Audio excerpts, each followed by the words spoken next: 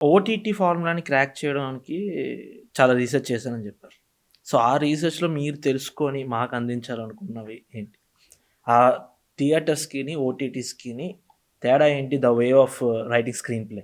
First ఏంటంటే ఓటీటీలో ఇప్పుడు మన థియేటర్లో ఏంటి 2 అవర్స్‌లో ఇట్స్ లైక్ 2020 మ్యాచ్ అది. హ్మ్.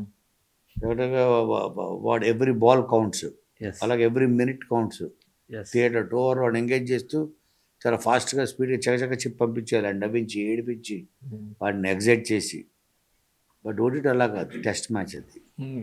వాడి ఇంట్లో కూర్చొని వాడి పర్సనల్ స్పేస్‌లో వాడు తీరిగ్గా కూర్చొని గంటలు గంటలు చూస్తాడు. రోజులు రోజులు చూస్తాడు. హ్మ్. సిరీస్ మొత్తం. హ్మ్. వాడికి all the time in the world ఉంది. హ్మ్. అండ్ వాడి పర్సనల్ వ్యూయింగ్ అది. హ్మ్. అది వాడి పర్సనల్ స్పేస్ యెస్. ఓటీటీ అన్నది. యెస్.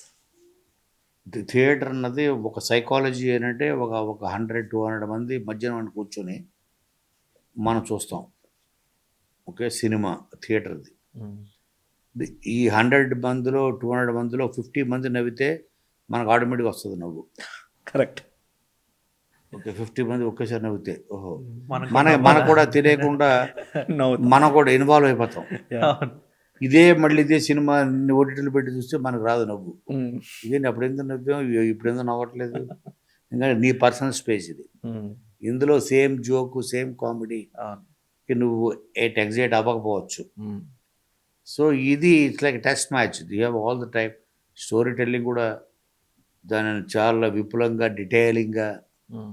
థియరిక్‌గా, న్యాచురల్ పేస్‌లో ఉండాలి. Hmm. Natural pace, real life పేస్‌లో ఉండాలి ఓటీటీల్లో. డీటెయిలింగ్స్ గానీ, hmm. Pace of the story telling గానీ. హ్మ్. బట్ సినిమాలో అది పనికిరాదు. టక టక టక టక టక వాడికి తల తిప్పుకొని వాడు మళ్ళీ సెల్ ఫోన్ వైపు కూడా చూసుకోకూడదు ఆడు. హ్మ్.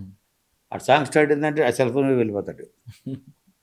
సో, వాడి అటెన్షన్‌ని స్టార్ట్ టు ఎండ్ వరకు వాడిని గ్రాబ్ చేసి చేయాలి. పెట్టాలి. యెస్. It's like 2020 match.